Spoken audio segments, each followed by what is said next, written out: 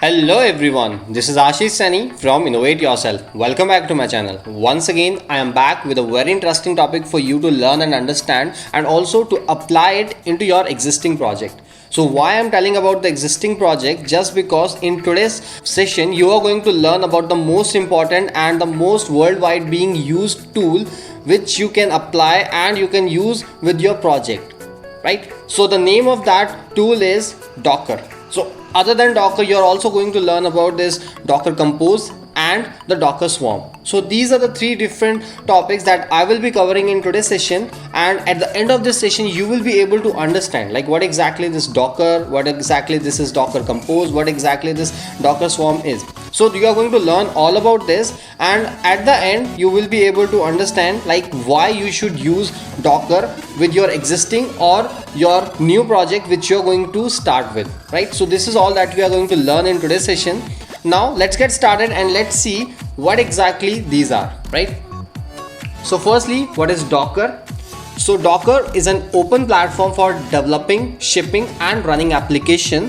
So Docker enables you to separate your applications from your infrastructure so you can deliver software quickly. So how I'm saying like how it will deliver your software quickly, because once you're going to start with the project, let's say you have started working on some project, and once you're working on that project everything is working fine and you can further use it for the production purpose. So at that time what exactly you have to do is you just have to transfer your project, transfer your existing application onto some server. But in there what you have to do, you have to write some code, you have to write some other binary or anything. So this is all that you have to done. So it's like you have to consume lot more time to do that part.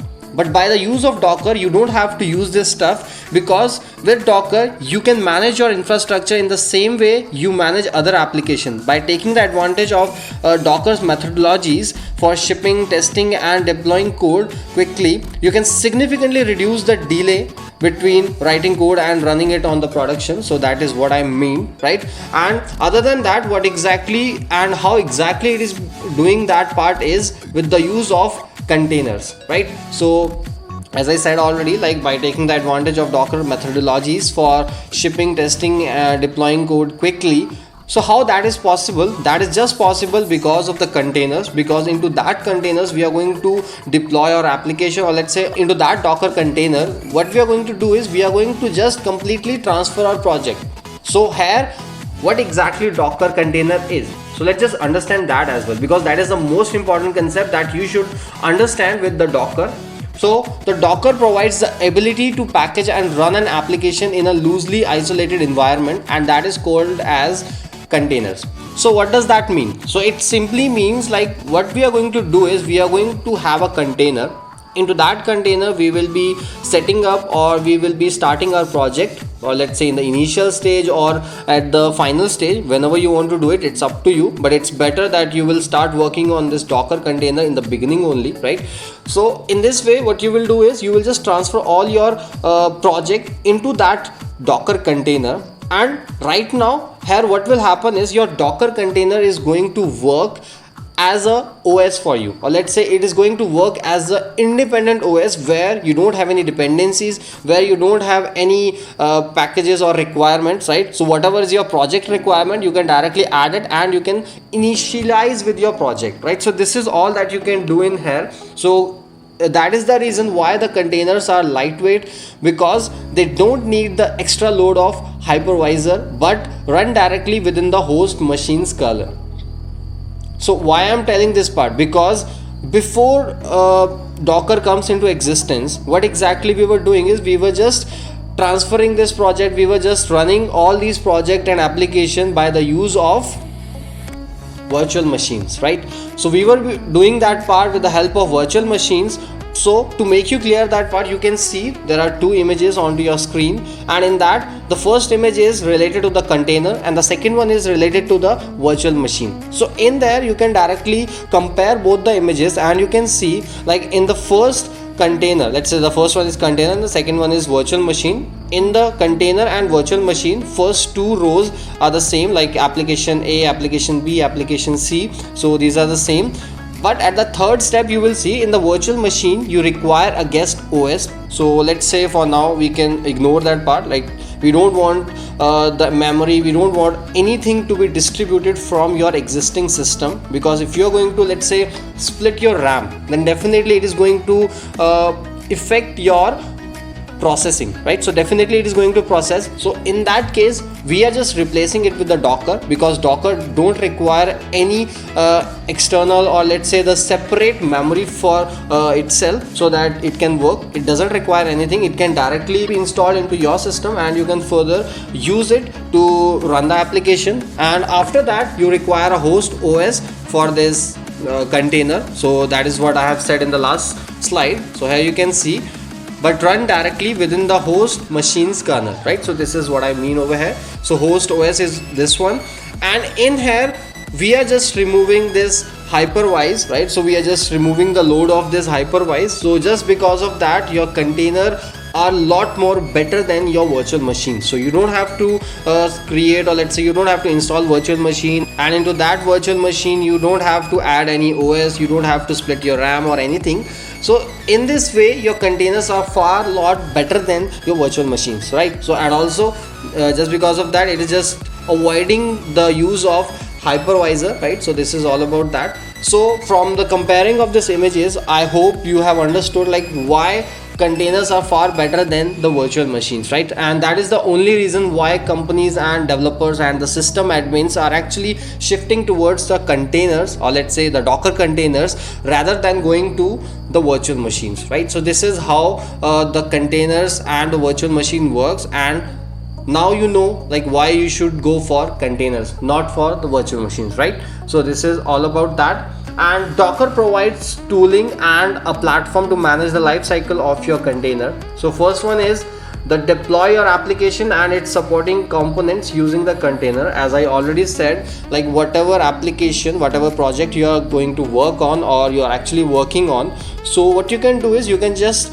completely transfer the complete project as well as the dependencies, or as well as the requirements into that container, so that that container can work itself as a complete OS. So you don't have to be dependent on any other system or any other dependencies which you are having onto your current system.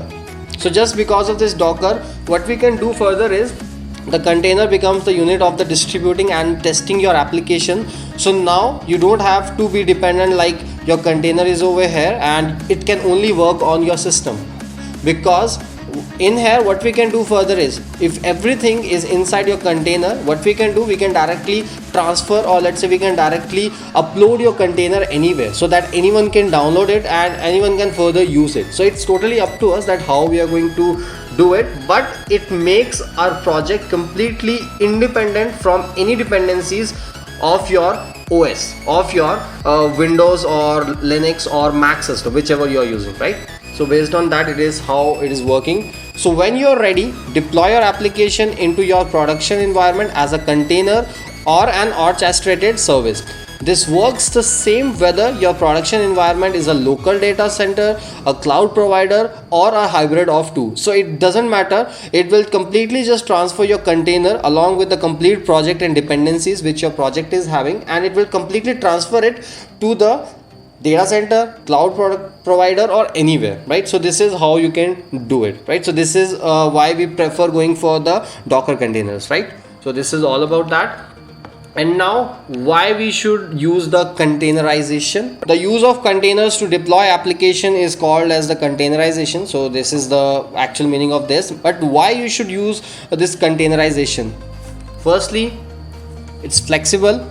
Even more complex applications can be containerized. Doesn't matter how complex your project is, it will directly take your complete application and it will just containerize it, right? So this is how we can say that. Second is lightweight. So container leverage and share the host kernel, making them much more efficient in terms of system resource than the virtual machine. So as I have already explained this part in one of my previous slides, where I was just comparing the virtual machine and the container, right?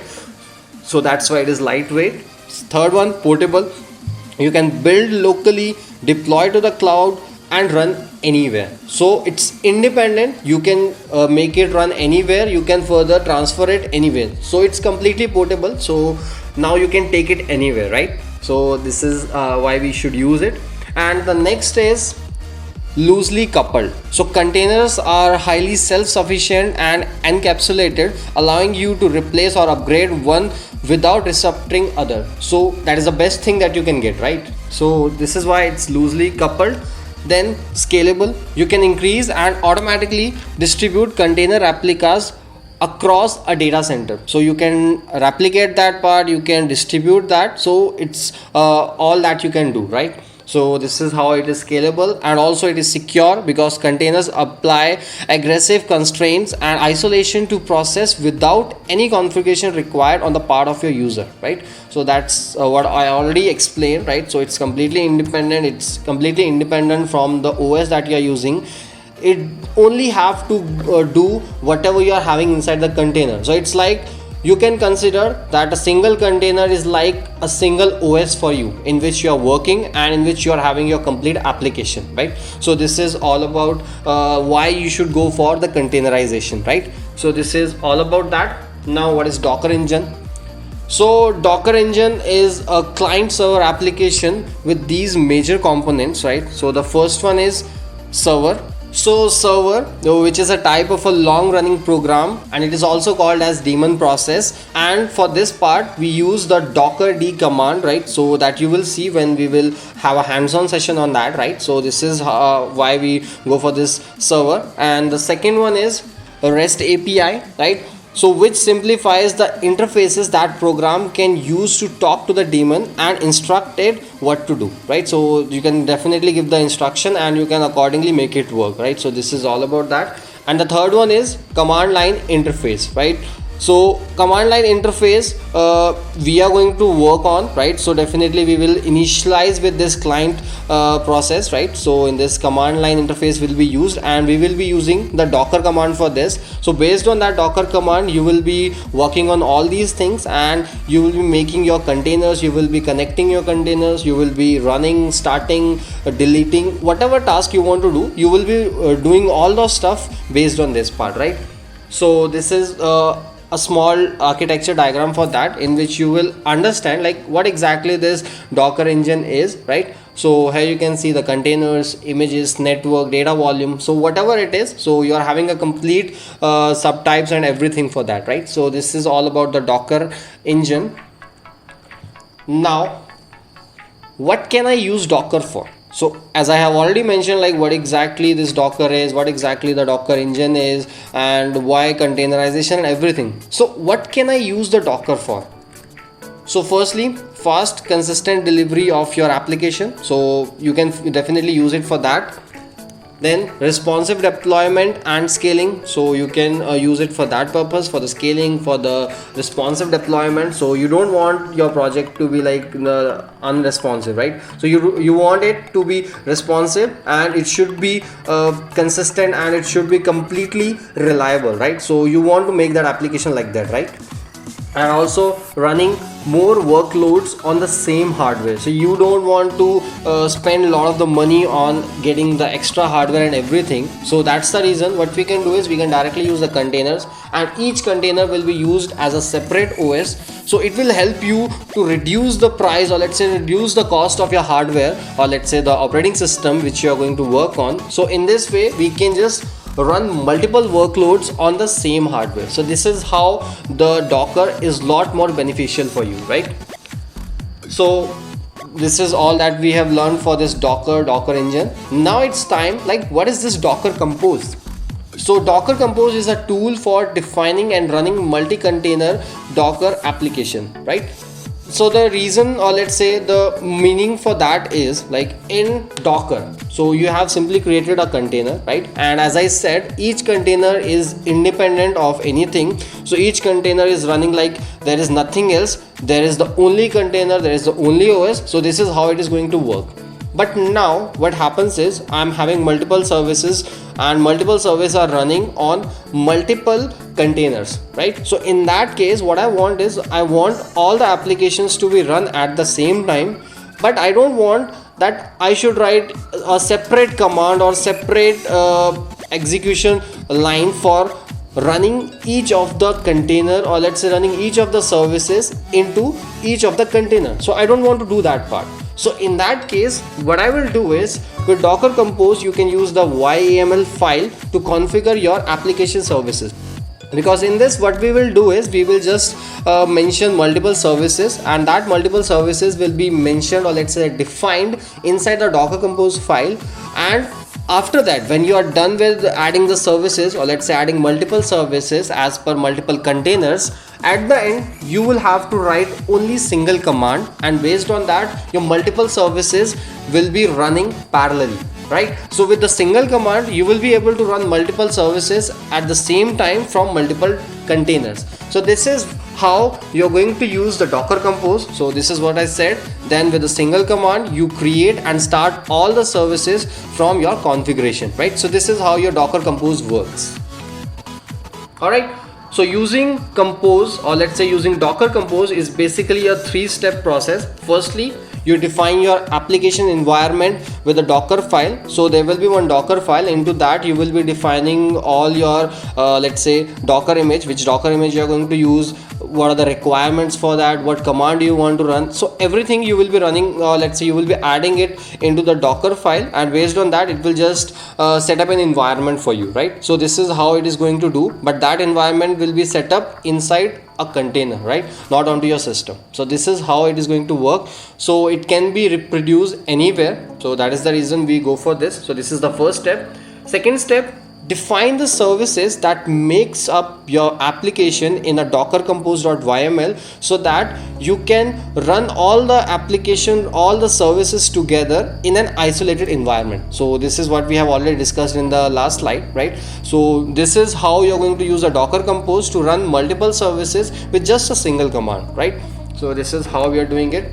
So in that case you will have one single command, and that single command is going to run all your services at once, and that single command is Docker Compose up, and Compose, or let's say the Docker Compose, starts and run your entire apps. So whatever services or whatever applications you have mentioned inside this Docker Compose file, all the application will be running at the same time with just a single command, and also from different containers. So this is why we also go for the Docker containers when we are having multiple containers to be running at once. So this is how we are going to use Docker Compose, right?